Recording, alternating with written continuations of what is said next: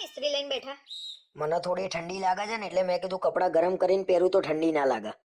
કાયમ ઊંધા જવાબ આપે છે આ માણસ. શું કરવાનું મારે? તમે ઊંધું ઊંધું કરો ખરા અને અમે ઊંધું ઊંધું બોલી બી ના શકીએ. એ ચાલુ કર્યું. હવે ગમે તે બાને ઝઘડવાની વાત છે. અને મેં શું ઊંધું ઊંધું કર્યું તો મને બોલો છો? પેલા કોણ કહેતું તું કે મને ઇસ્ત્રી લઈ આપો, હું ઘરે જ ઇસ્ત્રી કરી નાખે.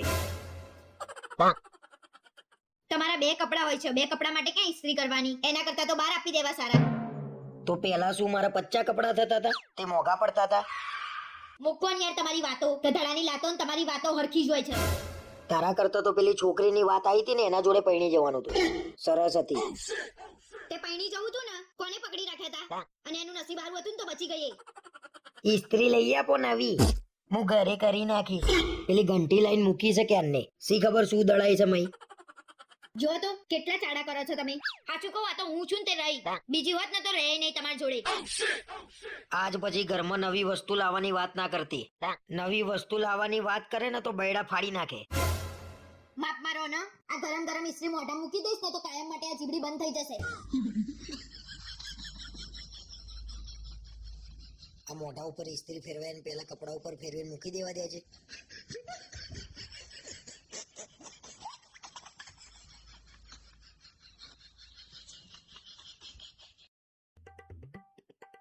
સાંભળો છો? હું મારા ઘેર જવાની છું 4-5 દિવસ રોકાવા.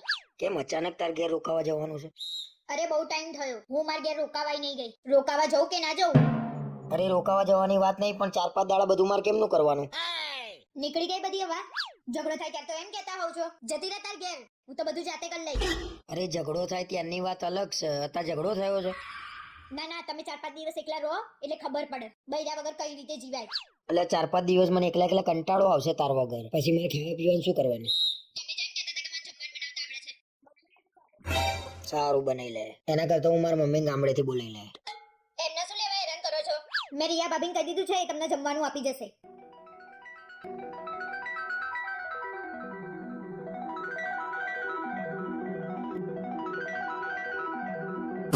ઓય ક્યાં ખોવાઈ ગયા? રિયા ભાભીને ઘરનું ભાવશે ને તમને? અરે ગાંડી, તારા માટે તો ગમે તેના ઘરનું ખાઈ લે. તું તાર 4-5 દિવસ નહીં 10-15 દિવસ રહી જાય બસ. આ સૂરજ કઈ દિશામાંથી ઉગ્યો છે?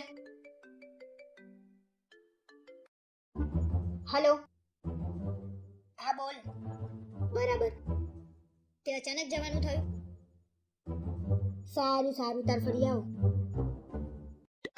કોણ ફરવા જાય છે? એ તો મારી મમ્મીનો ફોન હતો, એમ કહેતી હતી કે તું રોકાવા ના આવતી. મારા મામાના ઘરેથી બધા ફરવા જાય છે ને તો મારી મમ્મીએ ફરવા જાય છે. મારું તો મૂડ ખરાબ થઈ ગયું. શું બોલે તમે? અરે મારું તો દિલ ખુશ થઈ ગયું. તું રોકાવા નહીં જવાની ને તાર ઘેર એટલે. એ ભગવાન, તમારથી મારા 5-6 દિવસનું સુખે ના જોવાયું.